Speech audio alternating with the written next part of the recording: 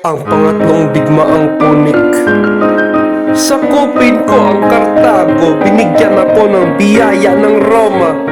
Ako ang hari ng Numidia. Wag! Sabi ng Roma, hindi kami pwede magdeklara ng digmaan sa ibang bansa.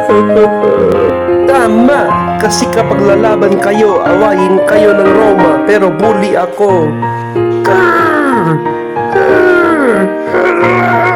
Ngunit sa Roma, magdebate tayo. Totoo ba ang Romanong pamahiin na halimaw ang mga kwago?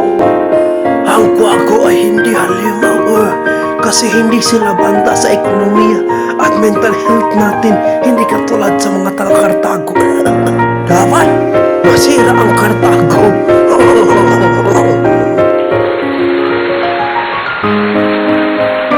Guys, inaway ng Kartago ang kakampi natin sa Masinisa. Anong gawin natin? Sirain natin ang Kartago. Ano? Sirain natin ang Kartago. Oh, sige. Nakarating na ang hukbong Romano sa Kartago. Mga taga-Kartago, dapat lumipat kayo ng ibang lugar. Sinutsupa mo daw ang mga elepante. Sinabi niyo ba na ayaw ninyong lumipat sa ibang lugar?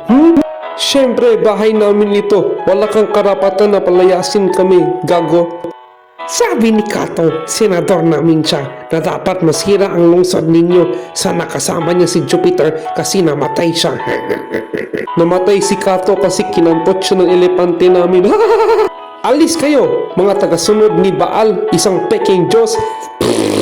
Sa loob ng 2 taon, pinoprotektahan ng mga taga-Kartago ang sariling lungsod nila. Mahina ang mga Romano. Bilang pinuno ninyong lahat, idineklara ko na parang nakakain ng uod ang mga kalaban natin kasi para silang uod lumaban. Pero ang uod ay magbago at maging paro-paro balang araw. At balang araw, magbago din ang mga Romano. Ito ang apo ni Scipio Africanus, Scipio Aemilianus. Dumating siya sa hukbo ng Romano sa taong 147 BC. Kasama niya si Polybius, isang manunulat at saksi sa digmaang Punik. Polybius, huwag kang magpatalo sa rage bait nila. Tawagin kanilang asawa ng elepante, pero dapat kalma ka lang. Walang problema. Isa siyang hinyo, katulad ni lolo niya. Gumawa siya ng pader para hindi makapasok ang pagkain patungo sa Kartago. Sige guys, pasok tayo! Sira na ang lungsod ng Kartago, sinunog ng mga Romano, pero ang bagong superpower ay ang Roma.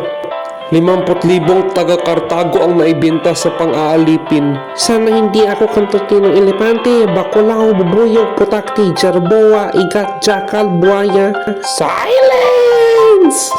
Umiiyak si Scipio Aemilianus dahil sira ng lungsod. Mabuti may puso siya.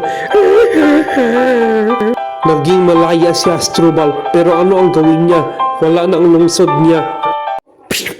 Dapat tanggapin na nila na sira na ang lungsod nila. Wala nang kainin na sanggol si Baal Hamon. Determinado kami. Sa unang digmaan namin na ang Sicily, tapos sabi namin nasa gate na si Hannibal. Pero sa totoo lang kami ang champion, kami na ang sunod na superpower. Sira na ang Kartago, sira na ang Kartago katulad sa mata ni Hannibal. Sayang na sayang ang mga pangarap ng mga kabataan ng Kartago. Pero nagbibiro ako kasi sa totoo lang wala ng batang naiwan kasi kinain ni Baal Hamon. Shut up! Shut up! Walang ebidensya na pumapatay ng mga bata ang mga taga-Kartago para sa Diyos nila. Nerd!